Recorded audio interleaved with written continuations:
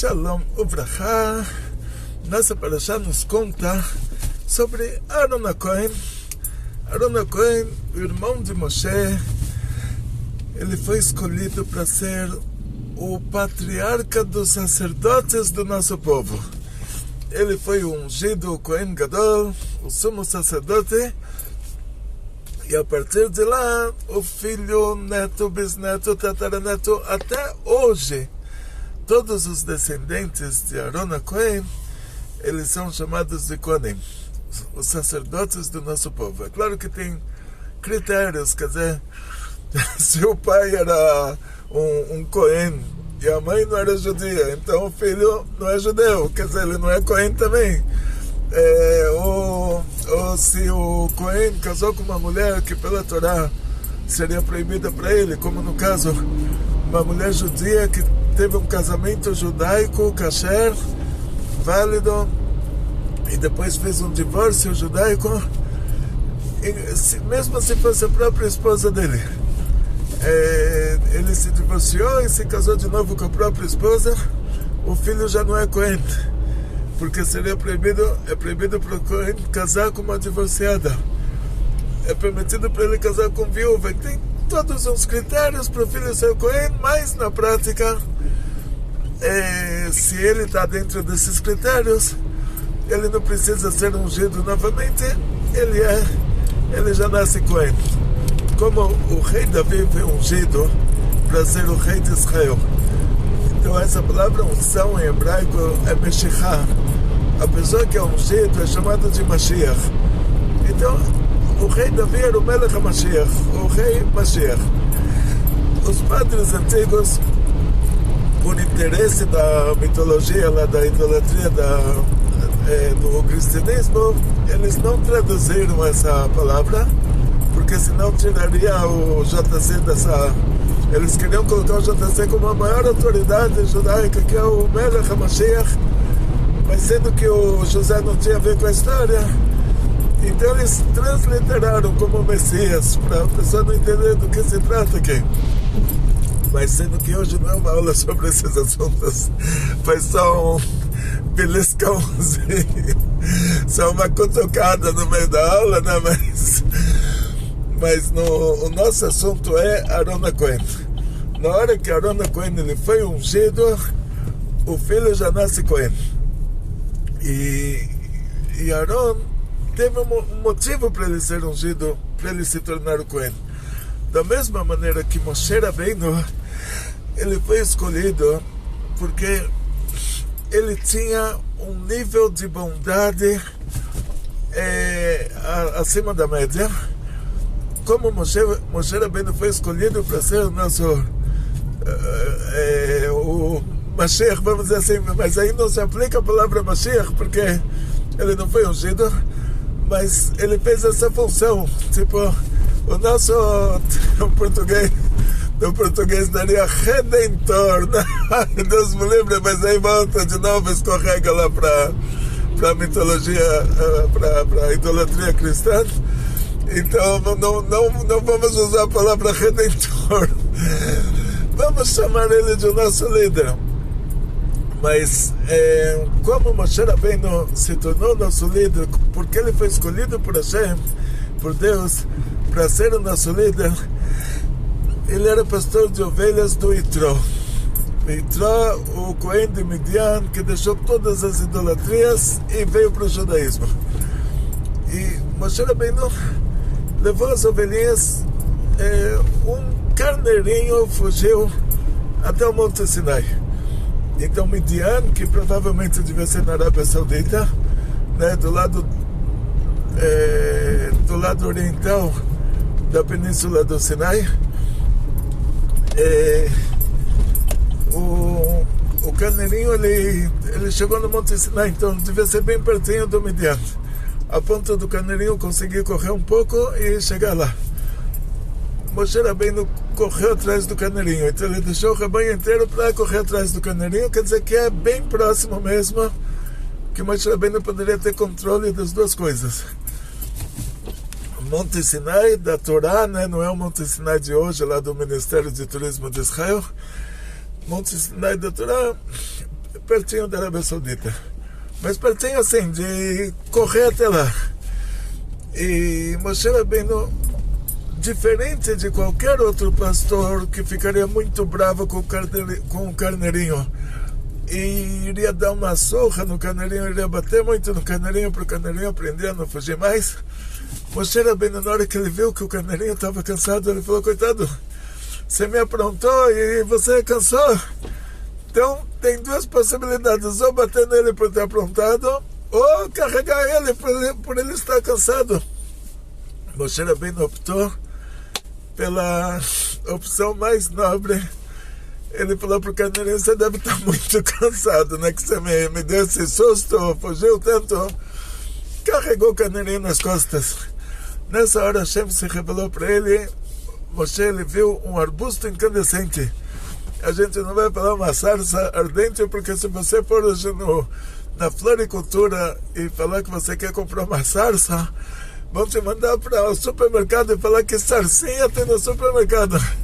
E se você falar que a sarça tem que estar ardente, eles vão falar: você quer tomar salsinha, pinga com salsinha? É um novo sabor de cachaça.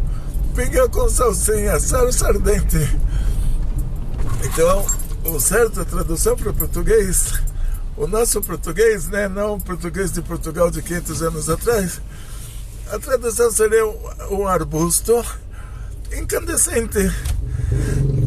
Moshe Rabbeinu, ele viu que o fogo estava dando vida para o arbusto estava crescendo, estava se alimentando, estava recebendo umidade do fogo. Então ele viu que essa é a revelação do Keter lá em cima, porque na Sefirot o fogo é Gvurah, a Chesed é água. Então o arbusto incandescente na Sefirot, no Zerampin, ele deveria ou secar pela revelação da Gvurah, ou o fogo apagava por causa da revelação da Chesed, que a água apaga o fogo seca a água. E aqui não, o fogo estava acrescentando água no arbusto. Moshe Rabbeinu viu que essa é a maior revelação possível, imaginável. A revelação aqui é uma consequência da revelação do Keter. Então ele se aproximou para ver o que está acontecendo. E aí, nessa hora, Hashem começa a conversar com ele. Diz o Midrash, com que voz Hashem apareceu. Ele ouviu a voz do pai dele, demonstrando o carinho que Hashem tinha por ele. E tudo isso começou com uma ação simples, que Moshe Rabbeinu, no lugar de bater no carneirinho, que todo pastor faria isso, no lugar disso ele carregou o carneirinho, levou em conta o sofrimento do carneirinho e não o que causou o sofrimento.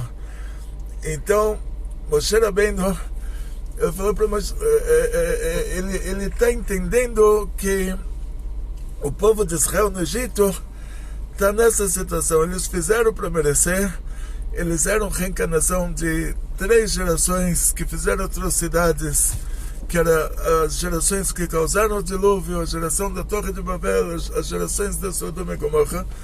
Então eles aprontaram, eles mereciam aquele exílio do Egito, mas o que a gente tem que ver é, coitados, estão sofrendo, então tem que levar eles no colo. Então Moshe Rabbeinu tipo entendeu o raciocínio divino em relação ao povo de Israel que estava no Egito.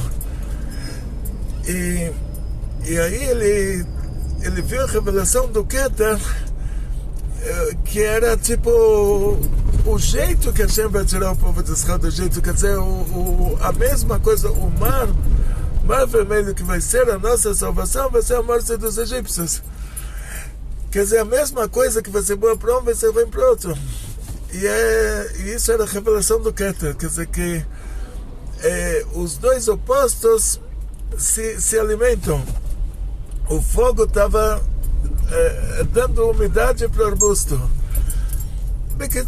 Em resumo, Moshe Rabbeinu, por causa disso, foi escolhido para ser o líder do nosso povo. Vamos chamar ele de o líder do nosso povo. A gente falar, chamar ele de redentor, já escorrega para a idolatria do cristianismo. ele foi escolhido para ser o líder do nosso povo. Hashem se revelou para ele com a voz do pai dele, que era uma voz muito meiga, uma voz muito carinhosa em relação a ele, demonstrando o carinho que a gente tem por ele. Aí começa a nossa Geulah, começa a nossa saída do Egito. Com Aaron foi a mesma coisa. Aaron, ele se complicava para fazer as pazes entre marido e mulher. E por que precisava de Aaron para isso? Porque quando o marido e a mulher brigam, cada um está certo. Então o marido está certo, a mulher está certa. Então esse negócio nunca na vida vai terminar, porque os dois estão certos, cada um está certo. Ele não vai ter que se tornar errado para agradar o outro. Então precisaria de Aaron para falar uma mentirinha. A mentirinha kosher. Uma mentira kasher. Aaron chegava para o marido e falava: olha, a sua esposa, ela quer te pedir desculpa, mas ela tem vergonha. E eu falava para a mulher: seu marido quer te pedir desculpas, mas ele tem vergonha. Os dois se encontravam, se abraçavam, se beijavam, mas se descobria que Aaron falou essa mentirinha, que tudo era uma mentirinha, quem ia sofrer? Aaron. Então, por causa que ele deu a vida, assim, ele se colocava em risco para fazer as pazes entre um amigo e outro, entre marido e mulher, Hashem escolheu ele para ser o Cohen, que o Cohen é a pessoa que vai fazer as pazes entre a Pamalha Shalmala e a Pamalha Shalmata, a família de cima e a família de baixo. O que quer dizer essa palavra Pamalha? É no aramaico de Israel, era uma palavra tirada do latim, família. A família, escrito com letras em hebraico, é lido como Pamalha. E o que acontece na prática? Porque o Zohar traz esse termo em latim e não traz em hebraico? Porque em hebraico família é só a família biológica. Os nossos sábios decretaram que a mulher não pode se trancar com um homem que não é o marido dela, ou o pai, ou o filho, ou o irmão. Mas se o filho dela, ela pode sim se trancar com o filho dela. Então o marido viaja, a mulher e o filho estão em casa, de noite eles trancam a porta para não entrar ladrão, eles dormem. Então uma mulher trancada com um homem que não é o marido dela, mas é o filho, então não tem problema. Agora, se esse filho é um filho adotivo, aí já não pode trancar a porta, porque ele não é considerado pela Torá como filho dela. Ele é um filho espiritual, sim, ela ensinou para ele Torá. É como se fosse o filho, mas em relação a Isur Ichud, essa proibição de não se trancar com alguém, que não seja o filho, só entra nesse filho biológico. Agora, no latim, quando se fala família, a família inclui os filhos adotados também. Então, e já no hebraico tem outra palavra para isso, que é Bnei Bait. Bnei Bait quer dizer os filhos da casa. Então o Zohar pegou essa palavra família, Pamalha, para se relacionar aos anjos lá de cima e as pessoas aqui embaixo que não são família biológica, quer dizer, um amigo com outro amigo, que eles são como irmãos, mas não são irmãos biológicos. Então o Zohar usa essa palavra em latim, no lugar de usar a palavra mishpachá em hebraico, sendo que você não pode falar mishpachá lá de cima, família de cima, como no cristianismo tem mãe de Deus, tia de Deus, pai de Deus, filho de Deus, irmão de Deus, toda a mitologia da Grécia que depois foi deturpada pelos romanos, e depois novamente os romanos deturparam uma parte da nossa Torá, 24 livros. Baruch Hashem não pegaram o Zohar para deturpar também, mas deturparam uma parte da nossa Torá, fizeram disso a mitologia, a nova idolatria deles. Então, quando você fala família em hebraico, não tem como acrescentar pessoas que não são biologicamente da mesma família. E a família em latim já inclui tudo. Então o Zohar chama isso de Pamalha Shalmala. A família de cima, mas família no termo latino de família e não no termo hebraico de família. Por quê? Todos os anjos do céu, eles têm categorias diferentes.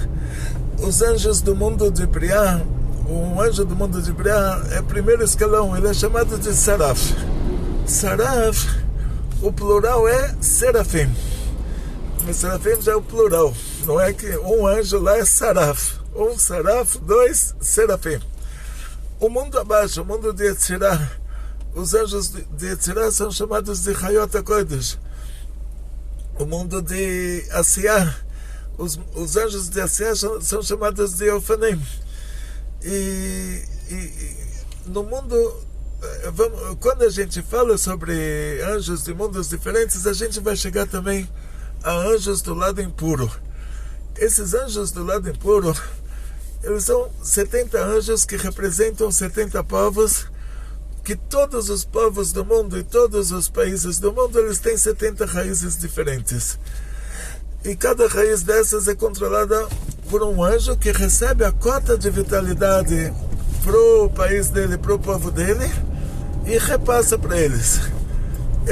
Por isso que os povos do mundo, esses que são raça pura, não é descendente de algum judeu que se misturou por lá, eles têm um intermediário lá em cima. Eles automaticamente eles não estão conectados diretamente a Deus como nós.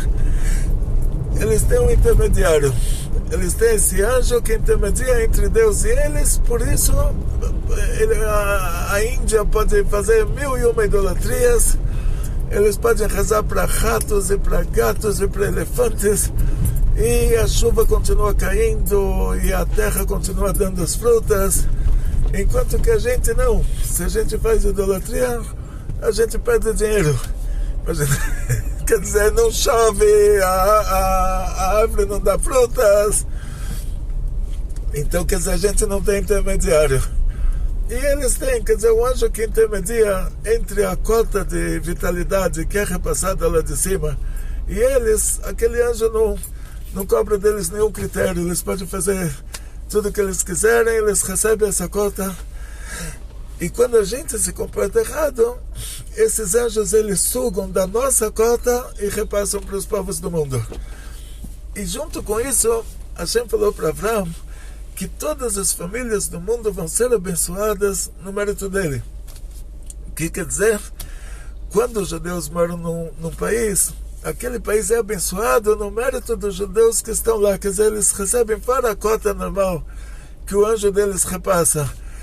Que eles estariam passando fome como um país no centro da África, teriam exatamente o que eles precisam para comer, e se come um pouquinho a mais no outro dia passa fome. Quando mora lá uma comunidade judaica, aquele lugar recebe um bônus, aí nós somos os intermediários. Eles continuam com o SAR deles, né? Com o anjo chamado de ministro, o SAR em hebraico. Eles continuam com o SAR deles, mas o SAR deles repassa para eles muita pouca coisa. E no nosso mérito eles recebem todo aquele bônus que ultrapassa muitas e muitas vezes o que o anjo deles consegue repassar. Então nós somos os intermediários entre Deus e aquele povo. Quando o povo de Israel morava na Rússia, os russos eles eram o maior império do mundo. Antes disso, o povo de Israel morava na Polônia. A Polônia era o maior império do mundo. Antes disso, o povo de Israel morava na França e na Alemanha. Aqueles lugares eram, na época das cruzadas, eram os maiores impérios do mundo, os países mais desenvolvidos. Depois, o povo de Israel foi morar na Espanha. Eram dois exílios assim paralelos, né? Paralelamente, o povo de Israel morava na Espanha, então a Espanha era Estados Unidos na época. E cada povo, depois que os judeus saíram de lá e foram para outro lugar, aquele povo caiu e o lugar para onde os judeus foram, aquele lugar floresceu. Então vamos contar para vocês sobre uma época que era a época de ouro do Império Russo. quando a maioria dos judeus moravam na Rússia, e os russos conquistaram o mundo inteiro, Uzbequistão, e Bukhara, e Grúzia, e toda aquela região asiática, que conquistaram na Europa, chegaram até a Polônia. Então tem cidades na Polônia que tem nomes de imperadores russos, e um exemplo desses, agora contar para vocês, já que a gente está falando de Aaron HaKohen. E Aaron HaKohen, ele foi escolhido para ser o Kohen, porque por meio dos Korbanot, ele está fazendo as pazes entre a família de cima e a família de baixo. O que é essa família? Pamalha Shomal, a família de cima, são esses anjos responsáveis por tudo que acontece no mundo, responsáveis pelos povos do mundo. O anjo que cada coisa no mundo tem um anjo responsável por ela. Quando a gente faz uma coisa errada, a gente cria lá em cima um anjo responsável por nos dar um castigo por termos feito essa coisa errada. Quer dizer, na hora que a gente faz a coisa errada intencionalmente, já nessa hora já desce para o mundo um anjo que ele vai se revestir em qualquer coisa. Ele vai se revestir numa cobra e essa cobra vai pegar essa pessoa. Ele vai se revestir numa égua e a égua vai dar um coice nessa pessoa. Ele vai se revestir em qualquer coisa que ele se revestir, a pessoa vai receber o castigo por meio daquele anjo que vai castigar, vai dar o castigo para essa pessoa por meio de qualquer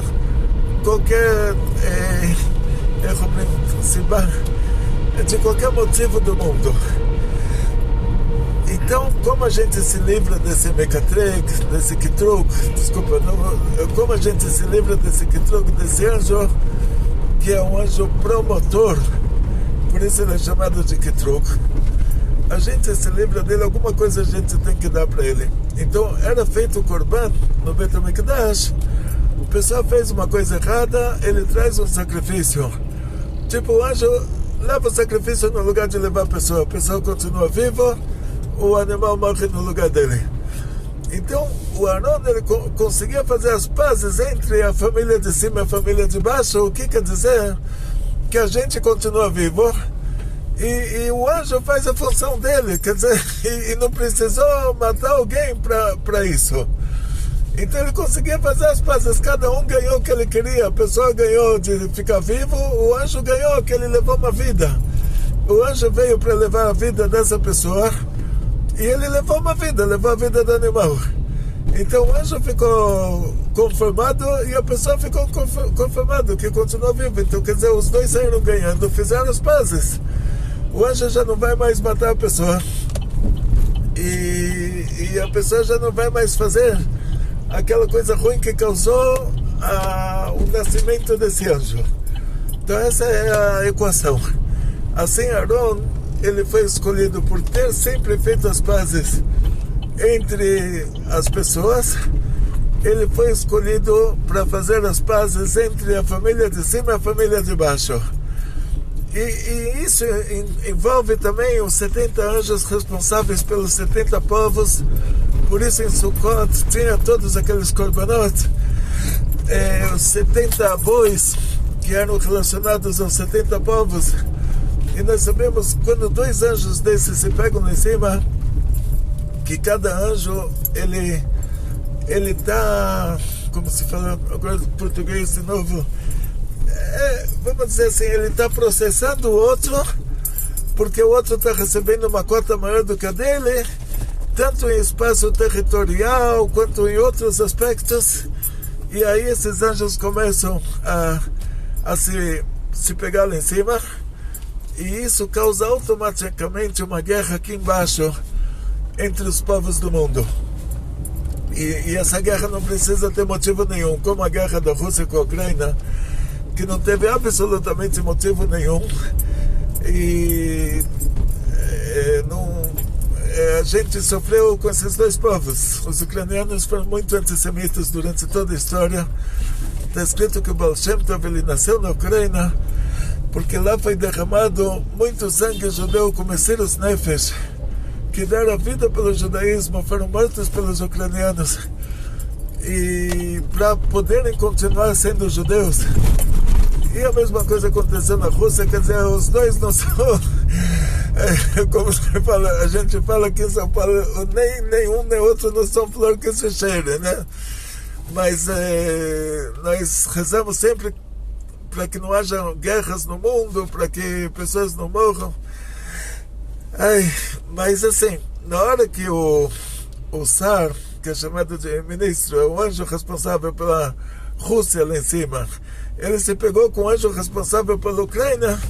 Primeiro os dois se pegaram lá em cima, depois começou aqui embaixo a guerra sem motivo nenhum, porque já é uma consequência do que está acontecendo lá em cima. E Aaron Cohen, quando ele era o Cohen no Mishkan, por meio dos korbanot ele conseguia resolver problemas assim também. Quer dizer, o trabalho no Bet HaMikdash, ele fazia com que tivesse paz no mundo.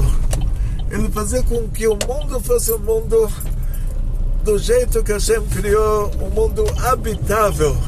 Hashem não criou o mundo para ele ser uma confusão, um mundo devastado, um mundo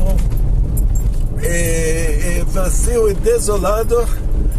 Hashem criou o mundo para ele ser um mundo habitável. E Aaron, por meio dos korbanot, ele conseguia fazer a paz entre esses anjos lá em cima, a família de cima, Babalho Shabala, e por meio disso tinha paz no mundo, tinha muita fartura, tinha muita abundância. E nós vemos assim que isso estava diretamente ligado ao Bet HaMikdash. Na época, ao Mishkan, depois ao Bet HaMikdash, nós vemos na época do rei Salomão que tinha paz no mundo, etc, etc, etc. Voltando então para o assunto da menorá. Então, Aaron, sendo que ele foi escolhido para essa função, e agora a função de ser o sumo sacerdote, e o pico disso, o point, dentro dessa função, a parte mais importante são essas partes ligadas dentro do Mishkan, que seria assim, acender o incenso do altar de incenso, acender a menorá. Então, para Parashat Tetzaveh, a gente viu, teoricamente falando, o que deveria ser feito em relação à menorá. Agora, na nossa Parashá, a Parashá nos conta que olha a grandeza de Aaron. Aaron, ele não mudou. O que Hashem falou para ele fazer em Parashat Tetzaveh, ele não mudou agora na nossa Parashá, ele fez isso mesmo. E espera, essa é a grandeza dele. A grandeza dele, a gente fala grandeza de alguém que você pede para ele fazer alguma coisa e ele faz melhor. E aqui a grandeza de Aaron é que ele fez certinho o que precisava. Então nós vamos entrar no Hidush. Estávamos falando sobre a Rússia, a Polônia antiga que pertencia à Rússia, a cidade de Gur que pertencia à Rússia, e uma das cidades na Polônia tinha o nome do imperador russo, que era Alexander, e essa cidade se chamava Alexander. Lá tinha uma grande comunidade judaica e um grande Rebbe, que era o Rebbe de Alexander. E ele explicou essa passagem, ele falou o que quer dizer, essa é toda a grandeza que Aaron Cohen, ele não mudou. Ele fez exatamente o que a gente pediu, ele não mudou nada. Porque a gente está chamando isso de grandeza. Qualquer pessoa, você pede para ele fazer alguma coisa, ele faz do jeito que você pediu. Então, qual é a grandeza dele que ele não mudou? Ele fez o que a gente pediu, ele não fez diferente disso. Ele deu um exemplo de um grande tzadik, que era o Rabbi Levi Tzchak de Berditchov. Berditchov também naquela região. Berditchov acho que era na Ucrânia. Mas assim, todo o judaísmo, todo o hassidismo começou na Ucrânia com Baal Shem Tov, depois de lá se espalhou para a Rússia Branca, que tinha lá o Alter Rebbe, que era da época do Rabbi Levi Yitzhak de Berdichev, mas toda aquela região era Rússia. Tipo, a Ucrânia era um estado da Rússia, a Polônia era um estado da Rússia, a Lituânia era um estado da Rússia, tudo aquilo era Rússia. Então essa cidade de Berdichev ou é na Ucrânia de hoje ou na... provavelmente é a Ucrânia. Eu vou verificar depois no mapa e falo para vocês. Não que eu vá fazer um passeio lá agora, né? Não estou me planejando para... a gente ouve o noticiário, reza para que pessoas não morram, a gente reza para os inocentes e para os que não são inocentes também, rezamos pelos russos e pelos ucranianos para que nenhum ser humano sofra e nenhum animal, que Hashem tenha dó de todo mundo, e ele já tem. Quer dizer, isso que eles estão sofrendo já depois de um desconto de 99,9%. Mas, não vou fazer nenhum passeio agora para Berdichev, mas ele traz o exemplo, esse Rebbe de Alexander, ele traz o exemplo do Rabbi Levi Yitzhak de Berdichev, que quando tinha que fazer uma mitzvah, ele se entusiasmava tanto, mas se entusiasmava tanto, que se dessem para ele acender a menorá, ele ia acender com tanto entusiasmo que ele ia derrubar a menorá inteira. Mesmo que a menorá era de ouro maciço, ele ia conseguir derrubar ela de tanto entusiasmo. Então, Aaron Cohen, ele teve que se controlar, imagina, com todo aquele entusiasmo, para ele se controlar e fazer certinho o que a Hashem pediu, era um esforço muito grande. Era um esforço tão grande a ponto de a Torá falar, olha como ele é forte, que ele conseguiu se controlar. E a Midah de Aaron era a Hod, e a Hod, ela é o autocontrole. A Hod, ela representa isso também. Ele fala, olha, a grandeza não é minha, a grandeza é de Deus, e tudo que eu estou fazendo, eu não falo, olha, Kol HaKavod L'Etzal, falar Kol HaKavod L'Hashem. Tudo que eu estou fazendo, que lá em Israel eles falam, olha, Kol HaKavod, parabéns, né? Kol HaKavod quer dizer todo respeito. Eles falavam lá, parabéns para o exército, né? Que fez uma coisa tão grande. E a gente falava, não, tem que falar parabéns para Hashem, que esses soldados a gente conhece pessoalmente. A gente sabe que eles não seriam capazes de tudo isso, ou de 10% disso, né? Então aqui no caso, Aaron, toda essa grandeza que ele tinha, ele também, ele tinha esse autocontrole de falar, a grandeza não é minha, a grandeza é de Deus. Eu só estou aqui representando a grandeza de Deus. Então, nesse caso, também Aaron tinha que se controlar muito para fazer certinho e para não misturar o trabalho divino que ele precisa fazer com a grandeza dele próprio. Quer dizer, então dá um exemplo. Ele, na época dele, ele deu esse exemplo do Rabbi Levi Yitzhak de Berdichev, mas a gente pode dar também um exemplo de um Chazan. Chazan é a pessoa, na reza judaica, é a pessoa que reza na frente, né? O que toca a reza, vamos dizer assim. E esse Chazan, ele está rezando, ele está representando o público, está representando todo mundo, rezando. E imagina que ele quer se exibir agora, ele quer se mostrar, e ele começa agora a cantar a maior ópera possível e imaginável. Ele está aproveitando a reza que estamos rezando para Deus. Eu estou aqui representando o meu público. Ele está aproveitando essa reza para se mostrar. Para se mostrar, quer dizer, para mostrar que ele sabe cantar bonito, para mostrar que ele é muito profissional no trabalho dele. E Aaron não fez isso, Aaron só fez o que precisava. Ou seja, se eu pudesse dar um exemplo hoje, Aaron como Chazan, Ele só ia rezar o que precisava, ele não ia ficar lá, olha pra mim, olha pra mim, olha pra mim, olha pra mim, olha pra mim. Tipo, às vezes a gente está numa reza, num Shabbat, a gente espera. Chegamos na nossa instituição, na nossa ONG, temos aqui o nosso tzadik, o nosso Marcos Marceneiro de Imóveis de Alto Luxo. Ele vai mostrar para vocês agora o que está sendo feito no segundo piso da ONG. Aqui no piso da ONG aqui está sendo feito um parapeito. Nosso querido Rabino aqui. Estamos fazendo ele, está em fase de construção lá em cima.